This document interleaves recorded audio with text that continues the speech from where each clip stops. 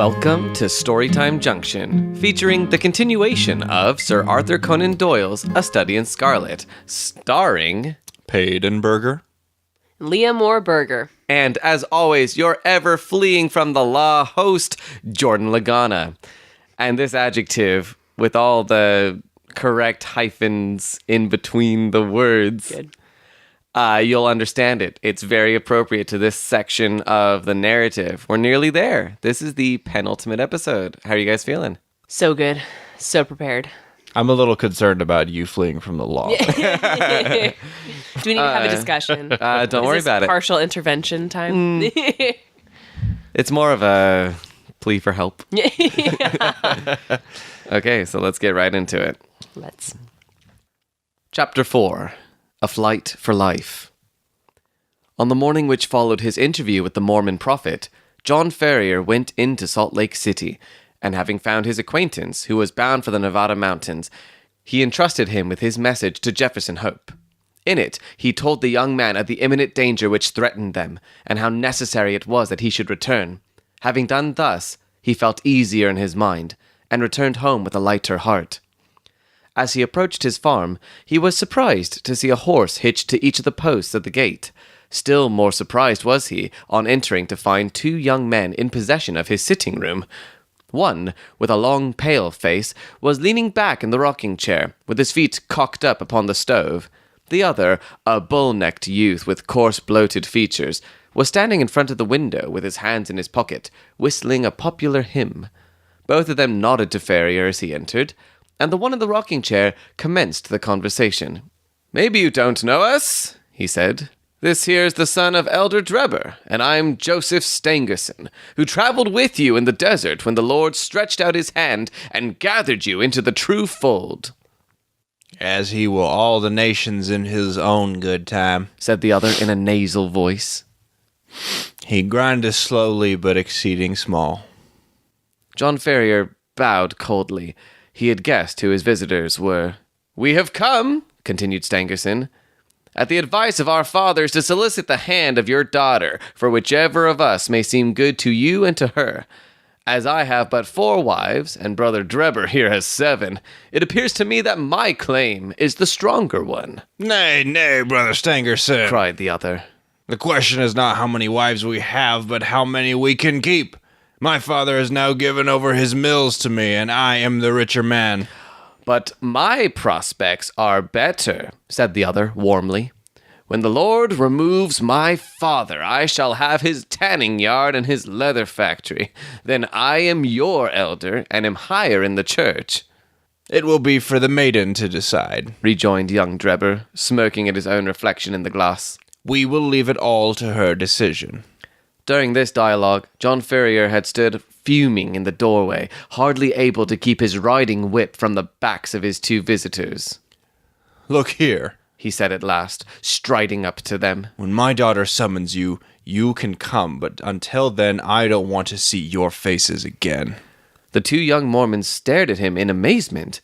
In their eyes, this competition between them for the maiden's hand was the highest of honors, both to her and her father. "There are 2 ways out of the room," cried Ferrier. "There is the door and there is the window. Which do you care to use?" His brown face looked so savage, and his gaunt hands so threatening, that his visitors sprang to their feet and beat a hurried retreat. The old farmer followed them to the door. "Let me know when you have settled which it is to be," he said, sardonically. "You shall smart for this," Stangerson cried, white with rage. "You have defied the prophet and the council of 4. You shall rue it to the end of your days." "The hand of the Lord shall be heavy upon you," cried young Drebber. "He will arise and smite you. Then I'll start the smiting," exclaimed Ferrier furiously, and would have rushed upstairs for his gun had not Lucy seized him by the arm and restrained him. Before he could escape from her, the clatter of horses' hoofs told him that they were beyond his reach. "The young canting rascals," he exclaimed, wiping the perspiration from his forehead. "I would sooner see you in your grave, my girl, than the wife of either of them." And so should I, Father. She answered with spirit. But Jefferson will soon be here. "Yes, it will not be long before he comes. The sooner the better, for we do not know what their next move may be." It was, indeed, high time that someone capable of giving advice and help should come to the aid of the sturdy old farmer and his adopted daughter. In the whole history of the settlement, there had never been such a case of rank disobedience to the authority of the elders. If minor errors were punished so sternly, what would be the fate of this arch-rebel? Ferrier knew that his wealth and position would be of no avail to him. Others as well known and as rich as himself had been spirited away before now, and their goods given over to the church. He was a brave man, but he trembled at the vague, shadowy terrors which hung over him. Any known danger he could face with a firm lip, but this suspense was unnerving. He concealed his fears from his daughter, however, and affected to make light of the whole matter, though she, with the keen eye of love, saw plainly that he was ill at ease. He expected that he would receive some message or remonstrance from Young as to his conduct, and he was not mistaken, though it came in an unlooked-for manner. Upon rising next morning he found, to his surprise, a small square of paper pinned onto the coverlet of his bed just over his chest. On it was printed, in bold, straggling letters, 29 days are given you for amendment, and then... The dash was more fear-inspiring than any threat could have been. How this warning came into his room puzzled John Ferrier sorely, for his servants slept in an outhouse, and the doors and windows had all been secured. He crumpled the paper up and said nothing to his daughter, but the incident struck a chill into his heart. The 29 days were evidently the balance of the month which Young had promised. What strength or courage could avail against an enemy armed with such mysterious powers? The hand which fastened that pin might have struck him to the heart, and he could never have known who had slain him. Still more shaken was he next morning. They had sat down to their breakfast when Lucy, with a cry of surprise, pointed upwards. In the center of the ceiling was scrawled, with a burned stick apparently, the number 28. To his daughter it was unintelligible, and he did not enlighten her. That night he sat up with his gun and kept watch and ward. He saw and he heard nothing, and yet, in the morning, a great 27 had been painted upon the outside of his door. Thus, day followed day, and as sure as morning came, he found that his unseen enemies had kept their register, and had marked up in some conspicuous position how many days were still left to him out of the month of grace. Sometimes the fatal numbers appeared upon the walls, sometimes upon the floors. Occasionally, they were on small placards stuck upon the garden gate or the railings. With all his vigilance, John Ferrier could not discover whence these daily warnings proceeded. A horror which was almost superstitious came upon him at the sight of them. He became haggard and restless, and his eyes had the troubled look of some hunted creature.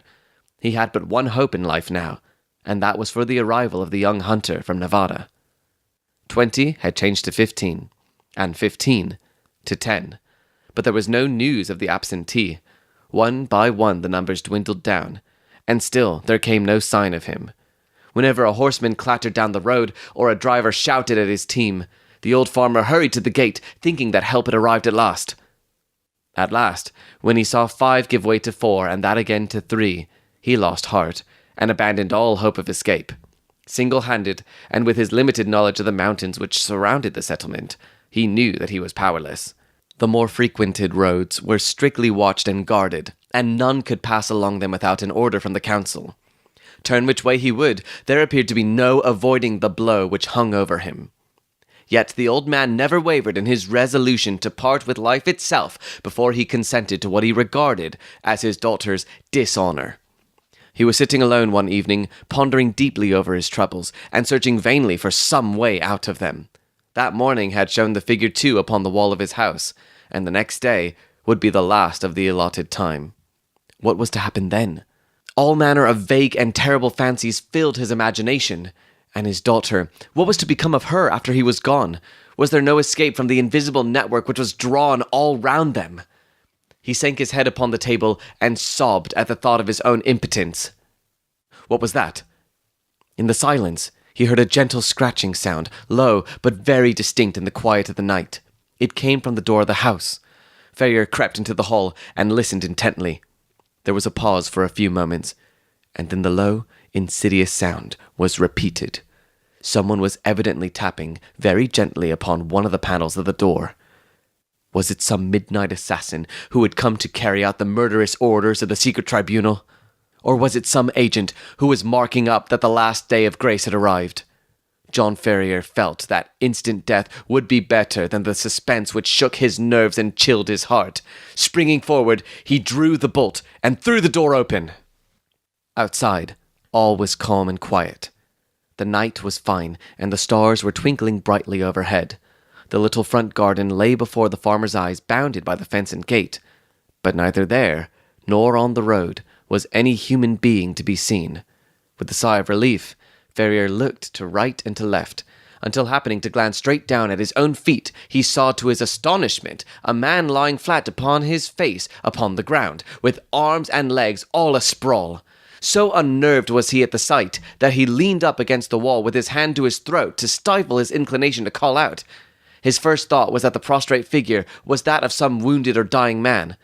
But as he watched it, he saw it writhe along the ground and into the hall with the rapidity and noiselessness of a serpent. Once within the house, the man sprang to his feet, closed the door, and revealed to the astonished farmer the fierce face and resolute expression of Jefferson Hope. Good God, gasped John Ferrier. Oh, you scared me. Whatever made you come in like that? Give me food, the other said, hoarsely. I have had no time for bite or sup for 48 hours. He flung himself upon the cold meat and bread which were still lying upon the table from his host's supper, and devoured it voraciously. Does Lucy bear up well? He asked, when he had satisfied his hunger. Yes, she does not know the danger, her father answered. That is well. The house is watched on every side. That is why I crawled my way up to it. They may be darned sharp, but they're not quite sharp enough to catch a Washoe hunter. John Ferrier felt a different man now that he realized that he had a devoted ally. He seized the young man's leathery hand and wrung it cordially. You're a man to be proud of, he said. There are not many who would come to share our danger and our troubles. You've hit it there, pard, the young hunter answered. I have a respect for you, but if you were alone in this business, I'd think twice before I put my head into such a hornet's nest. It's Lucy that brings me here, and before harm comes on her, I guess there will be one less of the Hope family in Utah. What are we to do? Tomorrow is your last day, and unless you act tonight, you are lost. I have a mule and 2 horses waiting in the Eagle Ravine. How much money have you? $2,000 in gold and 5 in notes. That will do. I have as much more to add to it. We must push for Carson City through the mountains. You'd best wake Lucy. It is as well that the servants do not sleep in the house. While Ferrier was absent, preparing his daughter for the approaching journey, Jefferson Hope packed all the eatables that he could find into a small parcel, and filled a stoneware jar with water, for he knew by experience that the mountain wells were few and far between.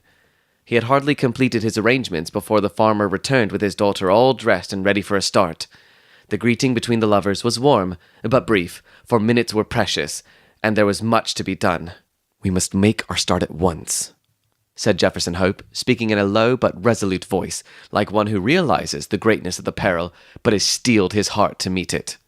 The front and back entrances are watched, but with caution, we may get away through the side window and across the fields. Once on the road, we are only 2 miles from the ravine where the horses are waiting. By daybreak, we should be halfway through the mountains. What if we are stopped? Asked Ferrier. Hope slapped the revolver butt which protruded from the front of his tunic. If they are too many for us, we shall take 2 or 3 of them with us, he said, with a sinister smile. The lights inside the house had all been extinguished, and from the darkened window Ferrier peered over the fields which had been his own, and which he was now about to abandon forever. He had long nerved himself to the sacrifice, however, and the thought of the honor and happiness of his daughter outweighed any regret at his ruined fortunes. All looked so peaceful and happy, the rustling trees and the broad silent stretch of grainland, that it was difficult to realize that the spirit of murder lurked through it all. Yet the white face and set expression of the young hunter showed that in his approach to the house he had seen enough to satisfy him upon that head. Ferrier carried the bag of gold and notes. Jefferson Hope had the scanty provisions and water, while Lucy had a small bundle containing a few of her more valued possessions. Opening the window very slowly and carefully, they waited until a dark cloud had somewhat obscured the night, and then one by one passed through into the little garden. With bated breath and crouching figures, they stumbled across it, and gained the shelter of the hedge, which they skirted until they came to the gap which opened into the cornfields. They had just reached this point when when the young man seized his two companions and dragged them down into the shadow, where they lay silent and trembling. It was as well that his prairie training had given Jefferson Hope the ears of a lynx. He and his friends had hardly crouched down before the melancholy hooting of a mountain owl was heard within a few yards of them, which was immediately answered by another hoot at a small distance. At the same moment, a vague, shadowy figure emerged from the gap for which they had been making, and uttered the plaintive signal cry again, on which a second man appeared out of the obscurity. "Tomorrow at midnight," said the first, who appeared to be an authority, "when the whip-poor Will calls 3 times. "It is well," returned the other. "Shall I tell Brother Drebber?" "Pass it on to him, and from him to the others. 9 to 7. 7 to 5. Repeated the other, and the two figures flitted away in different directions. Their concluding words had evidently been some form of sign and countersign. The instant that their footsteps had died away in the distance, Jefferson Hope sprang to his feet, and helping his companions through the gap, led the way across the fields at the top of his speed, supporting and half carrying the girl when her strength appeared to fail her. "Hurry on! Hurry on!" he gasped from time to time. "We are through the line of sentinels. Everything depends on speed. Hurry on!" Once on the high road, they made rapid progress. Only once did they meet anyone, and then they managed to slip into a field and so avoid recognition. Before reaching the town, the hunter branched away into a rugged and narrow footpath which led to the mountains. 2 dark, jagged peaks loomed above them through the darkness, and the defile which led between them was the Eagle Canyon in which the horses were awaiting them. With unerring instinct, Jefferson Hope picked his way among the great boulders and along the bed of a dried-up watercourse, until he came to the retired corner, screened with rocks, where the faithful animals had been picketed. The girl was placed upon the mule, and old Ferrier upon one of the horses, with his money bag, while Jefferson Hope led the other along the precipitous and dangerous path. It was a bewildering route for anyone who was not accustomed to face nature in her wildest moods.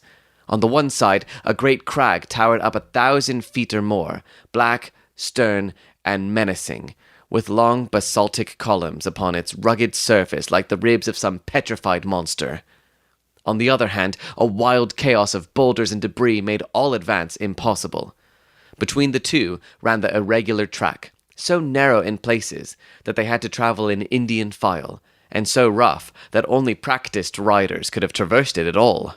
Yet, in spite of all dangers and difficulties, the hearts of the fugitives were light within them, for every step increased the distance between them and the terrible despotism from which they were flying. They soon had a proof, however, that they were still within the jurisdiction of the saints. They had reached the very wildest and most desolate portion of the pass, when the girl gave a startled cry and pointed upwards. On a rock which overlooked the track, showing out dark and plain against the sky, there stood a solitary sentinel. He saw them as soon as they perceived him, and his military challenge of, "Who goes there?" rang through the silent ravine. "Travelers for Nevada," said Jefferson Hope, with his hand upon the rifle which hung by his saddle. They could see the lonely watcher fingering his gun and peering down at them as if dissatisfied at their reply. "By whose permission?" he asked. "The Holy Four," answered Ferrier. His Mormon experiences had taught him that that was the highest authority to which he could refer. 9 from 7, cried the sentinel. 7 from 5, returned Jefferson Hope promptly, remembering the countersign which he had heard in the garden. "Pass, and the Lord go with you," said the voice from above. Beyond his post, the path broadened out, and the horses were able to break into a trot. Looking back, they could see the solitary watcher leaning upon his gun, and knew that they had passed the outlying post of the chosen people, and that freedom lay before them. Chapter 5. The Avenging Angels.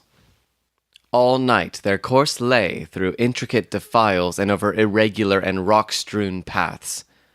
More than once they lost their way, but Hope's intimate knowledge of the mountains enabled them to regain the track once more. When morning broke, a scene of marvelous, though savage beauty lay before them. In every direction, the great snow-capped peaks hemmed them in, peeping over each other's shoulders to the far horizon. So steep were the rocky banks on either side of them that the larch and the pine seemed to be suspended over their heads, and to need only a gust of wind to come hurtling down upon them. Nor was the fear entirely an illusion, for the barren valley was thickly strewn with trees and boulders which had fallen in a similar manner. Even as they passed, a great rock came thundering down with a hoarse rattle which woke the echoes in the silent gorges and startled the weary horses into a gallop. As the sun rose slowly above the eastern horizon, the caps of the great mountains lit up, one after the other, like lamps at a festival, until they were all ruddy and glowing. The magnificent spectacle cheered the hearts of the three fugitives and gave them fresh energy. At a wild torrent which swept out of a ravine, they called a halt and watered their horses, while they partook of a hasty breakfast. Lucy and her father would fain have rested longer, but Jefferson Hope was inexorable. "They will be upon our track by this time," he said. "Everything depends upon our speed. Once safe in Carson, we may rest for the remainder of our lives." During the whole of that day, they struggled on through the defiles, and by evening, they calculated that they were more than 30 miles from their enemies. At night time, they chose the base of a beetling crag, where the rocks offered some protection from the chill wind, and there huddled together for warmth. They enjoyed a few hours' sleep. Before daybreak, however, they were up and on their way once more. They had seen no signs of any pursuers, and Jefferson Hope began to think that they were fairly out of the reach of the terrible organization whose enmity they had incurred. He little knew how far that iron grasp could reach, or how soon it was to close upon them and crush them. About the middle of the second day of their flight, their scanty store of provisions began to run out. This gave the hunter little uneasiness, however, for there was game to be had among the mountains, and he had frequently before had to depend upon his rifle for the needs of life. Choosing a sheltered nook, he piled together a few dried branches and made a blazing fire, at which his companions might warm themselves, for they were now nearly 5,000 feet above the sea level, and the air was bitter and keen. Having tethered the horses, and bade Lucy adieu, he threw his gun over his shoulder, and set out in search of whatever chance might throw in his way.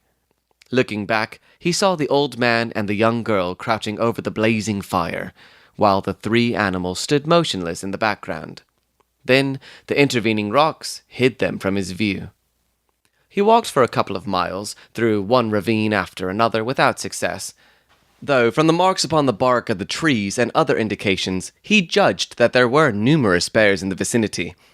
At last, after 2 or 3 hours' fruitless search, he was thinking of turning back in despair, when casting his eyes upwards, he saw a sight which sent a thrill of pleasure through his heart. On the edge of a jutting pinnacle, 300 or 400 feet above him, there stood a creature somewhat resembling a sheep in appearance, but armed with a pair of gigantic horns. The bighorn, for so it is called, was acting, probably, as a guardian over a flock which were invisible to the hunter. But fortunately, it was heading in the opposite direction and had not perceived him. Lying on his face, he rested his rifle upon a rock and took a long and steady aim before drawing the trigger. The animal sprang into the air, tottered for a moment upon the edge of the precipice, and then came crashing down into the valley beneath. The creature was too unwieldy to lift, so the hunter contented himself with cutting away one haunch and part of the flank. With this trophy over his shoulder, he hastened to retrace his steps, for the evening was already drawing in. He had hardly started, however, before he realized the difficulty which faced him. In his eagerness, he had wandered far past the ravines which were known to him, and it was no easy matter to pick out the path which he had taken. The valley in which he found himself divided and subdivided into many gorges, which were so like each other that it was impossible to distinguish one from the other. He followed one for a mile or more, until he came to a mountain torrent which he was sure that he had never seen before. Convinced that he had taken the wrong turn, he tried another, but with the same result. Night was coming on rapidly, and it was almost dark before he at last found himself in a defile which was familiar to him. Even then, it was no easy matter to keep to the right track, for the moon had not yet risen, and the high cliffs on either side made the obscurity more profound. Weighed down with his burden, and weary from his exertions, he stumbled along, keeping up his heart by the reflection that every step brought him nearer to Lucy, and that he carried with him enough to ensure them food for the remainder of the journey. He had now come to the mouth of the very defile in which he had left them. Even in the darkness, he could recognize the outline of the cliffs which bounded it. They must, he reflected, be awaiting him anxiously, for he had been absent nearly 5 hours. In the gladness of his heart, he put his hands to his mouth and made the glen re-echo with a loud halloo as a signal that he was coming. He paused and listened for an answer. None came save his own cry, which clattered up the dreary silent ravines and was borne back to his ears in countless repetitions. Again he shouted, even louder than before, and again no whisper came back from the friends whom he had left such a short time ago. A vague, nameless dread came over him, and he hurried onwards frantically, dropping the precious food in his agitation. When he turned the corner, he came full in sight of the spot where the fire had been lit. There was still a glowing pile of wood ashes there, but it had evidently not been tended since his departure. The same dead silence still reigned all round. With his fears all changed to convictions, he hurried on. There was no living creature near the remains of the fire. Animals, man, maiden, all were gone. It was only too clear that some sudden and terrible disaster had occurred during his absence. A disaster which had embraced them all, and yet had left no traces behind it. Bewildered and stunned by this blow, Jefferson Hope felt his head spin round, and had to lean upon his rifle to save himself from falling. He was essentially a man of action, however, and speedily recovered from his temporary impotence. Seizing a half-consumed piece of wood from the smouldering fire, he blew it into a flame, and proceeded with its help to examine the little camp. The ground was all stamped down by the feet of horses, showing that a large party of mounted men had overtaken the fugitives, and the direction of their tracks proved that they had afterwards turned back to Salt Lake City. Had they carried back both of his companions with them? Jefferson Hope had almost persuaded himself that they must have done so, when his eye fell upon an object which made every nerve of his body tingle within him. A little way on one side of the camp was a low-lying heap of reddish soil, which had assuredly not been there before. There was no mistaking it for anything but a newly dug grave. As the young hunter approached it, he perceived that a stick had been planted on it, with a sheet of paper stuck in the cleft fork of it. The inscription upon the paper was brief, but to the point. John Ferrier, formerly of Salt Lake City, died August 4th, 1860. The sturdy old man, whom he had left so short a time before, was gone then, and this was all his epitaph. Jefferson Hope looked wildly round to see if there was a second grave, but there was no sign of one. Lucy had been carried back by their terrible pursuers to fulfill her original destiny, by becoming one of the harem of the elder's son.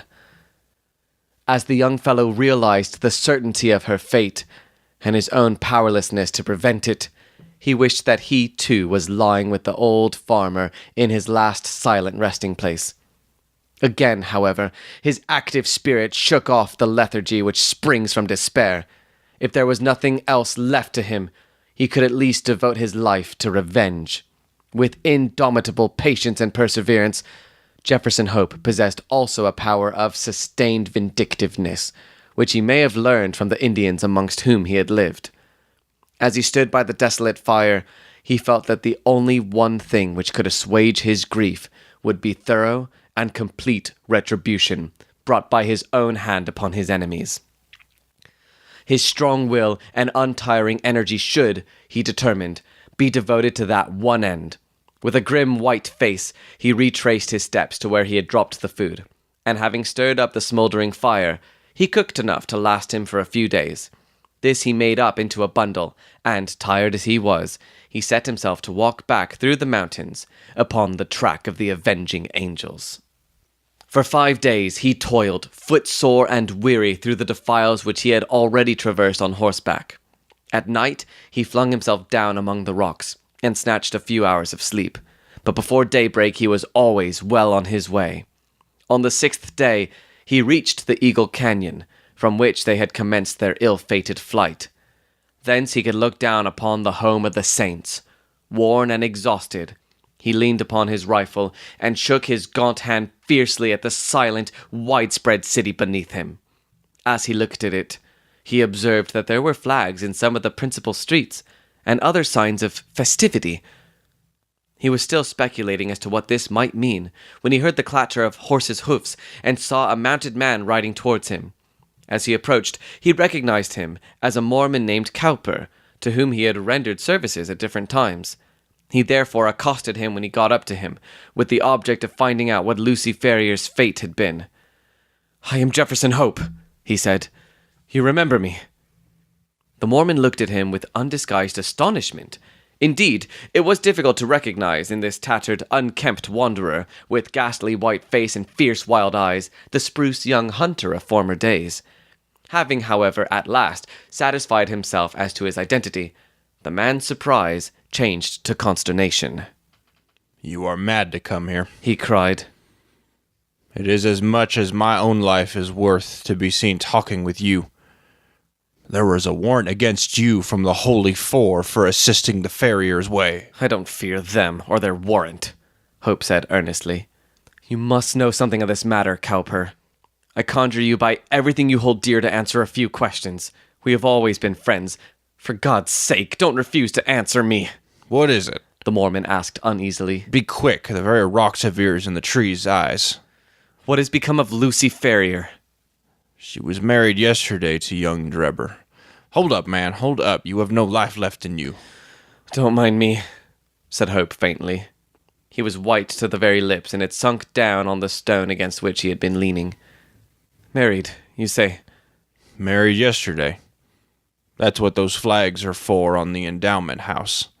There was some words between young Drebber and young Stangerson as to which was to have her.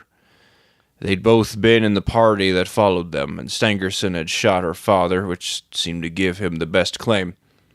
But when they argued it out in council, Drebber's party was the stronger, so the prophet gave her over to him. No one won't have her very long, though, for I saw death in her face yesterday. She's more like a ghost than a woman. Are you off, then?" "Yes, I am off," said Jefferson Hope, who had risen from his seat.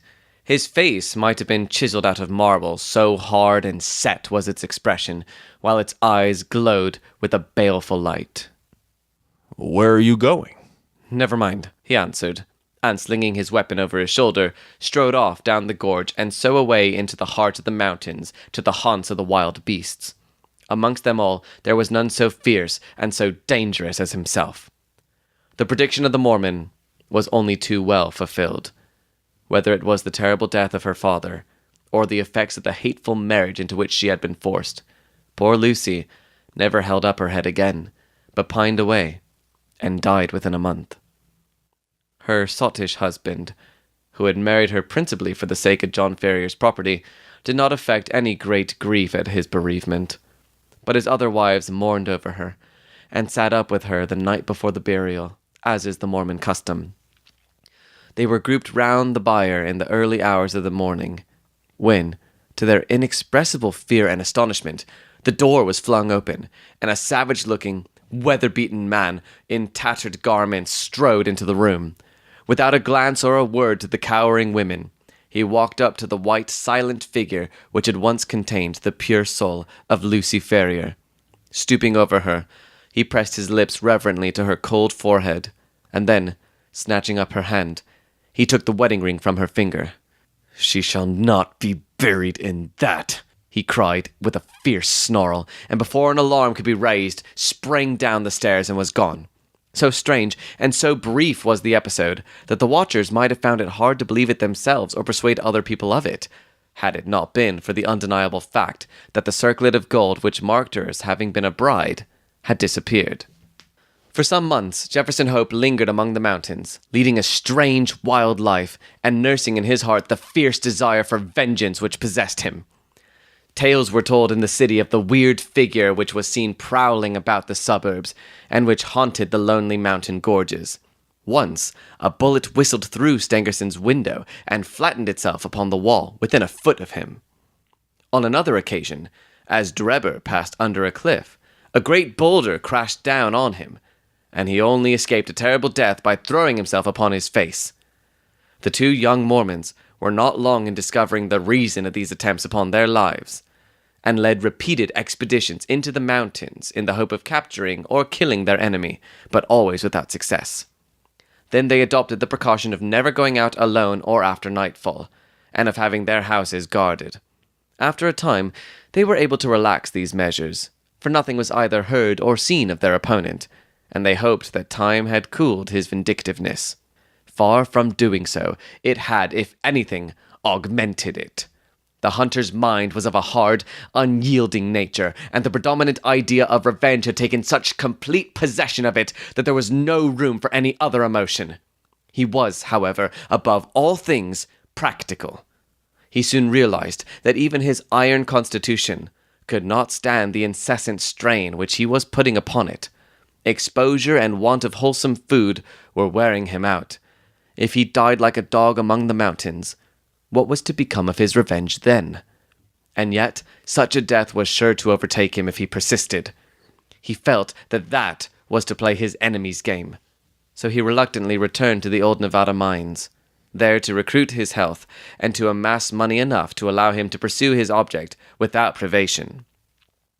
His intent had been to be absent a year at the most, but a combination of unforeseen circumstances prevented his leaving the mines for nearly 5. At the end of that time, however, his memory of his wrongs and his craving for revenge were quite as keen as on that memorable night when he had stood by John Ferrier's grave. Disguised and under an assumed name, he returned to Salt Lake City, careless what became of his own life, as long as he obtained what he knew to be justice. There he found evil tidings awaiting him. There had been a schism among the chosen people a few months before, some of the younger members of the church having rebelled against the authority of the elders, and the result had been the secession of a certain number of the malcontents who had left Utah and become Gentiles. Among these had been Drebber and Stangerson, and no one knew whither they had gone. Rumor reported that Drebber had managed to convert a large part of his property into money, and that he had departed a wealthy man, while his companion, Stangerson, was comparatively poor. There was no clue at all, however, as to their whereabouts. Many a man, however vindictive, would have abandoned all thought of revenge in the face of such a difficulty, but Jefferson Hope never faltered for a moment. With the small competence he possessed, eked out by such employment as he could pick up, he traveled from town to town through the United States in quest of his enemies. Year passed into year, his black hair turned grizzled, but still he wandered on, a human bloodhound, with his mind wholly set upon the one object upon which he had devoted his life. At last, his perseverance was rewarded. It was but a glance of a face in a window, but that one glance told him that Cleveland in Ohio possessed the men whom he was in pursuit of. He returned to his miserable lodgings with his plan of vengeance all arranged. It chanced, however, that Drebber, looking from his window, had recognized the vagrant in the street, and had read murder in his eyes.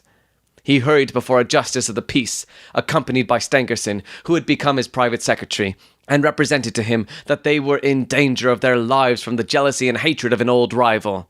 That evening Jefferson Hope was taken into custody, and not being able to find sureties, was detained for some weeks. When at last he was liberated, it was only to find that Drebber's house was deserted, and that he and his secretary had departed for Europe. Again, the Avenger had been foiled, and again his concentrated hatred urged him to continue the pursuit.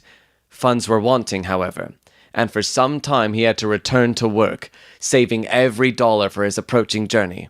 At last, having collected enough to keep life in him, he departed for Europe, and tracked his enemies from city to city, working his way in any menial capacity, but never overtaking the fugitives. When he reached St. Petersburg, they had departed for Paris, and when he followed them there, he learned that they had just set off for Copenhagen. At the Danish capital, he was again a few days late, for they had journeyed on to London, where he at last succeeded in running them to earth. As to what occurred there, we cannot do better than quote the old hunter's own account, as duly recorded in Dr. Watson's journal, to which we are already under such obligations. Jeez. Good job, man. Oh man, yeah, that was a long solo bit right there that I forgot all about it. But I think that's going to set us up for one hell of a finale. Ooh. So we got a little bit of the backstory, who this Jefferson Hope was and what transpired in Utah. And now it's time for us to leave the United States, go back to London and finish out the story next week. London. You guys excited for this? Yes. Woohoo. We're nearly there. So and close. wow, just wrapping up this book. It's been an adventure, guys. It's been fun. That's So, been really to all of you beautiful listeners who have again decided to spend your time with us, thank you so much. Your continued support really means the world to us. If you'd like to find out more about us, this has been Storytime Junction, and you could visit us on the web at www.stjunction.com. That is ST as in storytimejunction.com. We got all sorts of great links there. You can find out more about us, the individual actors who play the roles, maybe about some of our future plans. We've also got ways for you to support us if you'd like to throw your hat into the ring. I know that audiobooks can be expensive, so here is your free alternative. But if you want to kick something our way, we wouldn't say no to it. Have we mentioned that you're very attractive? Oh, Does that help? Jordan? Does that help? Okay. You say that to me enough. Oh, you guys. I was talking to the listeners. But also a special thanks to Micah Jess for the use of our theme song. Please find her and support her. Her music is lovely, and you can find her at Micah Jess on Twitter, Instagram, SoundCloud, all that good stuff. And of course, a massive, huge thank you to Paden and Leah for coming back again. You guys are lovely. Hey, thanks. Of course, we enjoy this. It's good So times. that's going to be it for us until next time, where we will have the conclusion of our very first book here on Storytime Junction. See you then. Bye. Bye.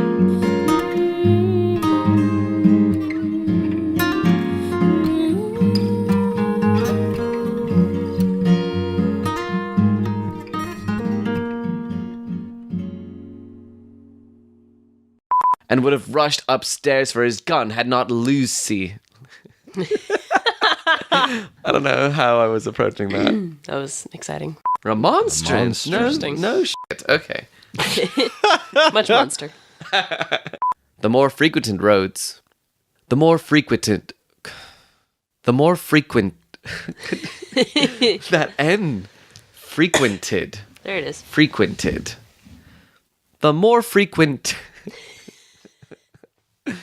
Sorry, it's not even that difficult of a word. You should have heard Stringer struggle with peculiarly. Over 7 minutes. Oh my god. Over 7 minutes. It was Peculiarly. peculiarly. Yeah, it was so funny. I can't do it either. Well, we'll start timing you. Good. So you can beat it. The more frequented roads. Don't think of me. No, that was good. Okay. I thought that was good. It was, but then I didn't look ahead. Oh, okay. So I hit it and then landed. Dude, I want to Superstition. go to Superstition, I want to yes, go to thank you. Macbeth's and get like a McDouble. Some McNuggets. And then of course the tables are already dirty and I sit down and I'm like, oh, damn fuck. Ah. Enough. That's too funny. Picks up fork and knife. Is this a dagger I see before me?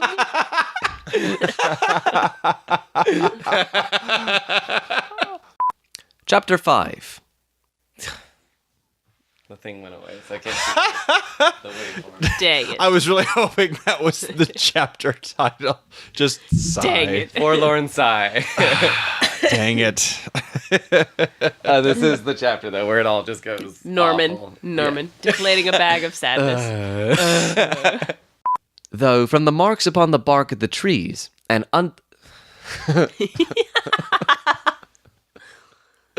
Needed a tongue twister. brace, hold my heart, and you, my sinews, grow not instant old. Oh, bear me stiffly up. Though from the marks upon the bark of the trees and other indications, he judged that there were new. Okay, that can't be a coincidence. There's got to be something that I'm preparing for. Numerous.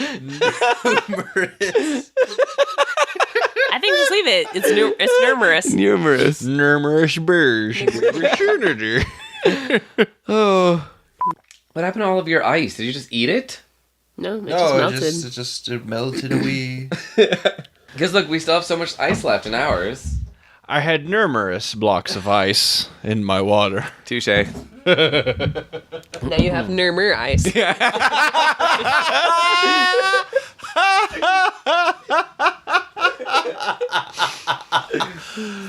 All right, that was Storytime Junction. Oh, bless. That was funny.